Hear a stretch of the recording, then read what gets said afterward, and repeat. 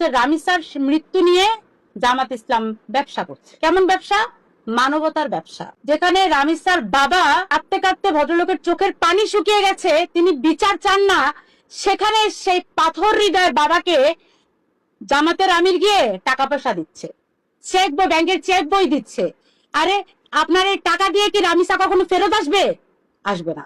কোথায় আপনি বিচার চাইবেন তা না করে আপনি রামিসার বাবাকে সান্ত্বনার জায়গায় টাকা দিয়ে আসেন। টাকা দিয়ে কি কখনো বেদনা কিনা যায়? টাকা দিলে কি রামিসার ফেরত আসবে? টাকা দিতে গেছে জামাতের আমির।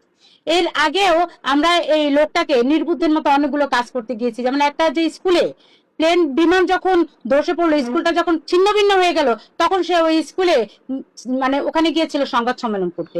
এই যে জামাতের আমিরদের এবং জামাতের নেতাদের যে কোনো আক্কল জ্ঞান নাই, তারা প্রতিনিয়ত এগুলো প্রমাণ করে। এবং সোহেল কিন্তু দাড়িপাল্লার ভোটের মানে পক্ষে কথা বলেছিল, দাড়িপাল্লার ভোটের জন্য সে অনেক ক্যাম্পেইন করেছিল। আর সোহেলের মুখে দাড়ি আছে এবং সোহেলের যে প্রোফাইল পিকচার ফেসবুক, সেখানে দেখা যায় যে হাদির ছবি দিয়ে রেখেছে। এগুলো সবই চেতনা বিক্রেতা, জুলাই বিক্রেতা, জামাত দাড়িপাল্লা বিক্রেতা, তাই না? এখন ওই যে সোহেল এই জামাতের আমিরদের লোক, এই জামাতের আমির আবার গেছে রামিসার বাবাকে সান্ত্বনা দিতে টাকার বিনিময়ে। ধিক্কার জানাই আসলে জামাতের আমির প্রতি।